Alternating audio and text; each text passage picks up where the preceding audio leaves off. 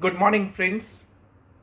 Important video on one of the burning topic in GST as on date: fake invoice, fake credit. Department has issued a circular number 171, dated 6 July 2022, and they are giving specific two situation, and then they are talking about demand and recovery as on date. In case of fake invoice, tax is being demanded from both the person, supplier and recipient. So this circular is clarifying a position. In first example, when a registered person A is raising invoice to registered person B without supply of goods or services or both, so B is availing such credit and utilizing such credit. Question is, who is liable, A or B? What circular is clarifying, since A is only raising the invoice and without supply of goods or services or both, that is not a supply under section 7 subsection 1 of CGST Act. Hence it is not a supply, then there will not be any demand on A either under section 73 or 74. So there will not be any demand, no interest, no penalty on A. At most there would be penalty for specified offence under section 122 subsection 1 Roman 2 of CGST Act on A, because he is raising invoice, issuing invoice without supply of goods or services or both. That is specified offence, and specified offence penalty is higher of 20,000 rupees or amount of tax evaded. Now when they are saying it is not a supply under section 7 subsection 1, so there is no question of tax evaded, then only 20,000 rupees penalty going to be levied on A. That's what the interpretation is coming out. Coming to the B, who has availed the credit and utilizing the credit on such invoice issued by registered person A, there was no supply of goods or services or both. यानी B ने वो credit Lee.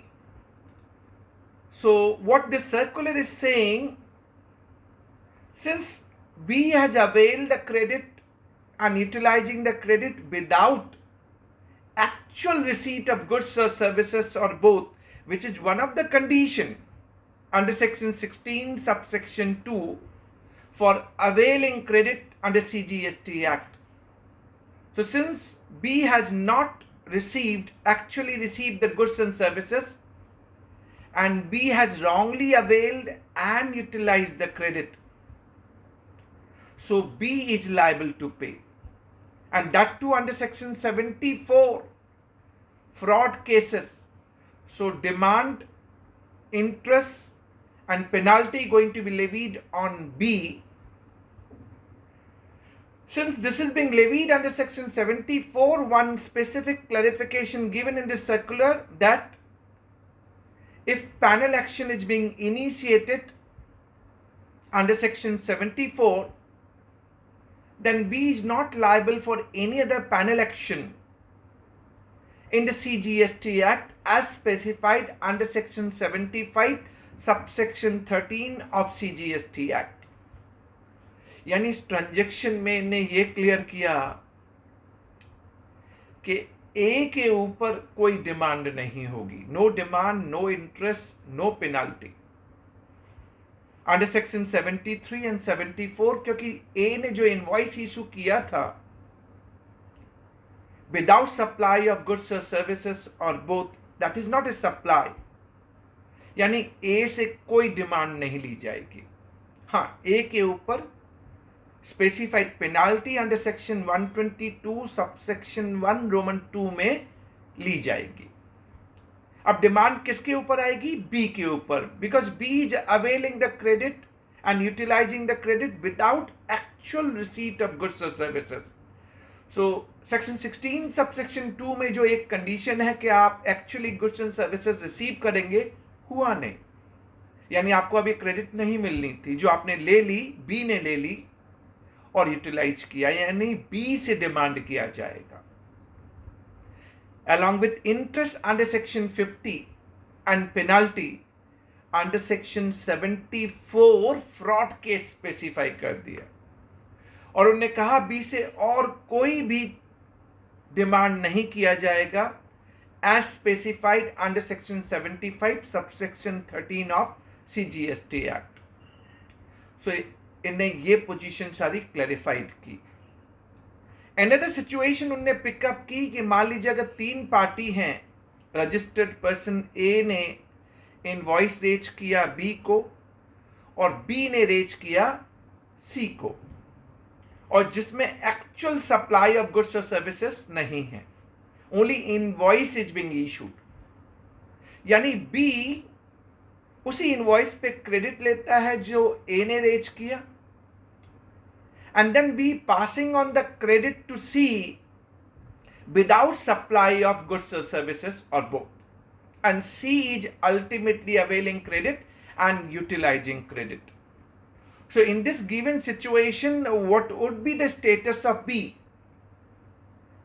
We have discussed that there will not be any demand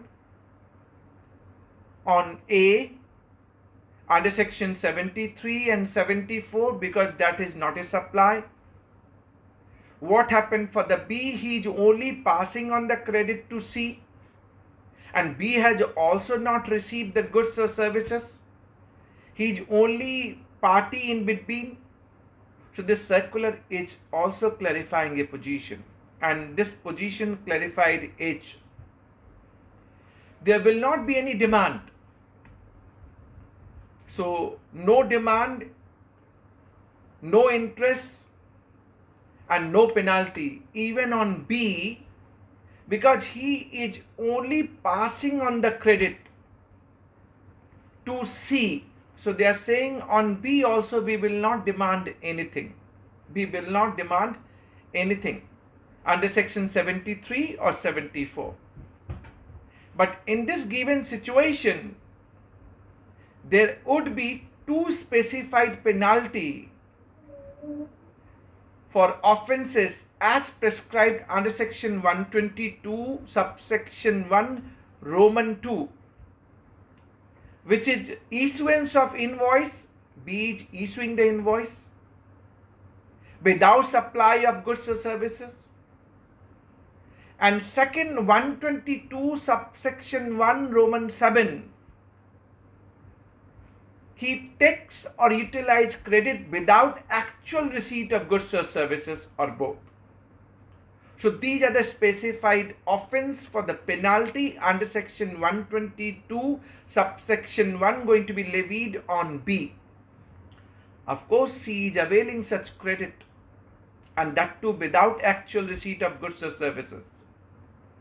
So same treatment, the demand would be made from C along with interest and penalty under section 74, that is being specified, and no other penalty penal action going to be taken against C if this demand is being raised under section 74 as prescribed under section 75 subsection 13 of CGST Act.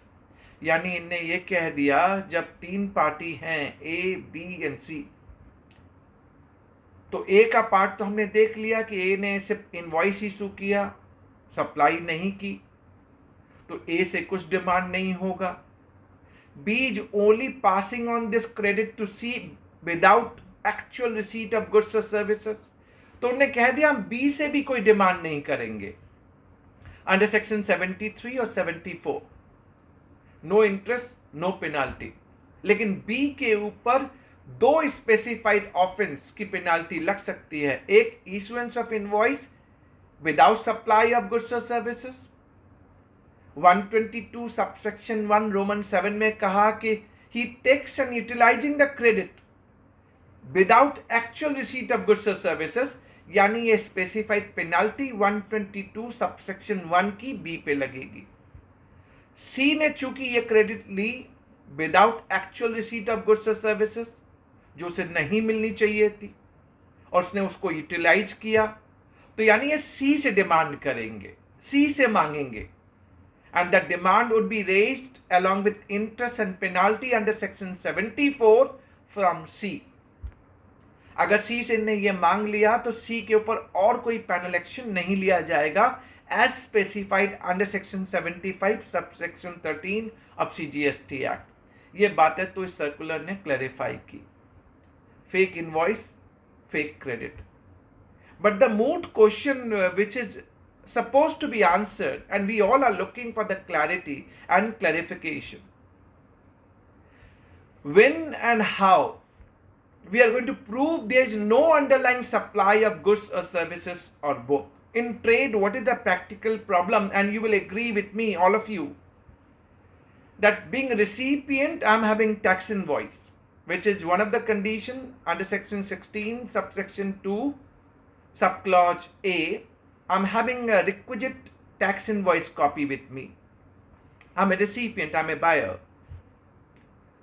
I have received the goods and services, and I can prove by way of eBay bill is generated. There is a toll paid by the either supplier or recipient. When goods are being received at the premises, a photo is being taken, and there is a abatement done at Dharamkata. Abatement is done. So that is endorsing receipt of goods at the recipient end, buyer's end.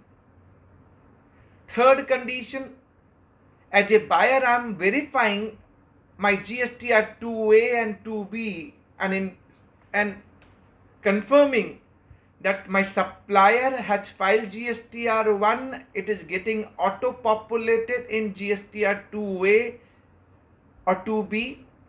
And supplier has also paid the taxes through GSTR 3B. That is also being proven. And fourth condition, recipient regularly filing GST return. And fifth condition, which is effective from 1st January 2022, that credit is also getting auto-populated in GSTR 2B of the recipient buyer of the goods. Now how, and we are finding a lot of dispute in the trade, the supplier has not supplied the goods to the recipient, but recipient is saying, and they are saying with the supporting that we have tax invoice, we have received goods and services, eBay bill was generated, I have taken the photograph of the truck received at my premises, abatement is done through Dharamkata, so receipt of goods is being endorsed that it is received. They are also checking their 2A and 2B and the status of GSTR 3B filed by the supplier. Recipient regularly, filing their GST return. It is getting auto-populated in GSTR 2B. अब ऐसे case में underlying goods supply हुए या नहीं हुए, and lot of dispute किस लिए आते हैं? Either the preceding supplier, so I'm purchasing from A, let's assume, maybe A has purchased the goods from X, preceding supplier, or maybe L1 or L2 vendor, and there's some non-compliances on their part. Question is, why this allegation that B has not received the goods when he is substantiating and submitting these documentation before the department? This is not being clarified. Now, when this is not being clarified, this is again creating dispute and litigation in the trade as well. B, as a customer, as a recipient, is saying, I'm ensuring that A is filing GSTR 1 coming in my 2A or 2B. A is also paying the taxes through GSTR 3B, and B has taken all precaution. उसने eBay bill भी generate हुआ था, truck का photo लिया हुआ है, truck का वेटमेंट हुआ धर्म कांटे पे, वो सारी चीजें इसके पास है, बैंक के जरिए पेमेंट हुआ है। अब इस ट्रांजेक्शन का हम क्या करें? May be a reason preceding supplier और L1 L2 उनने टैक्स जमा नहीं किया और they are non existent, or their registration got cancelled with retrospective date, how we can say that credit can be denied for the B, ultimate customer and beneficiary, who has availed the credit and utilizes the credit? This also needs clarity. This is not being clarified in this circular. There has to be some sort of clarification which we were expecting, that when department is alleging that there was certain non-tax payment by the preceding supplier or L1 L2, so that is another challenge for a customer, for the beneficiary, that he can at most check the transaction from his immediate supplier. जिससे मैंने माल लिया उसके transaction में GST and common portal पे देख सकता हूं कि उसने अपना 1 भरा कि नहीं भरा, जो मेरे 2A 2B में आ रहा है, मेरे सप्लायर ने 3B भरा या नहीं भरा, जो मैं देख सकता हूं, कस्टमर देख सकता है, बेनिफिशियरी देख सकता है। बट बियॉन्ड माय सप्लायर मेरे पास कोई विंडो अवेलेबल नहीं है। Beyond my supplier L1 vendor भी हो सकता है, L2 भी हो सकता है, मुझे नहीं मालूम उनने टैक्स का पेमेंट किया या नहीं किया, क्योंकि मेरे पास कोई विंडो अवेलेबल नहीं है। एक डॉक्ट्रिन ऑफ इम्पॉसिबिलिटी है। हाँ, बर्डन ऑफ प्रूफ रिसिपिएंट के ऊपर है, बायर के ऊपर है, बट वो अपने इमीडिएट सप्लाई की ट्रांजेक्शन चेक कर सकता है। Beyond that he can't go and check whether L1 L2 vendors are complying with the GST law or not. Non-existent registration get cancelled with retrospective date. The time when I did the transaction, both were active number. So these pointers are still boiling in the trade, and we all are looking for the clarity. Subsequently, this circular is saying that demand and recovery along with penal action and prosecution can be initiated in a situation specific, one situation to another. They are also saying 122 subsection 1A, Red Bit section 132, whoever causes to commit or and retaining benefit out of it. So there are two provisions under section 132. When you read 132 subsection 1, whoever has committed or who causes to commit and retaining benefit out of it. Red Bit section 122 subsection 1A for the specified offences for penalty to be levied. 122 subsection 1A talking about 4 specified penalty: supply of goods or services without issuance of invoice, issuance of invoice without supply of goods or services, and on such invoice credit is being taken and utilized without actual receipt of goods or services, and somebody is taking and utilizing credit, ISD credit, in contravention of section 20 of CGST Act. These are the 4 specified offences. For penalty to be levied on any person who causes to commit and retaining benefit, on any person whether you are registered or not registered, and penalty would be higher up to 20,000 or tax evaded or wrongly availed credit or utilized higher up to. Please be careful. And 132 subsection 1 is being referred whoever committed and causes to commit and retaining benefit out of it from 4 specified offences: supply of goods or services without invoice, issuance of invoice without supply of goods or services, and that is the way it is resulting into availing of wrongful credit or utilization thereof or erroneous refund. And last one, GST collected but not deposited beyond a period of 3 months from the due date. These are the specified offences which is called as a non-bailable offence under section 132 subsection 1. So these can be invoked independently, looking at the case, fact of the case, and that may vary from one situation to another situation. Though this circular is clarifying that who would be liable to pay the liability in case of fake invoice when there is no actual supply of goods or services or both, but still the boiling point, the burning point, there are lot many points which we are looking for the clarity. We wanted to have such clarity in terms of what happened if L1, L2 vendors are non-compliant and they have not filed their return. Their registration got cancelled with retrospective date, or they are non-existent. What is the onus on actual recipient? He can't see the transaction beyond his immediate supplier. So we have to really find out the answer to those queries and would be looking for the answer and clarification from CBIC. But appreciated, and there would be laudable clarification, at least to certain extent, from this circular number 171 dated 6 July 2022. Thanks for watching. Thank you very much.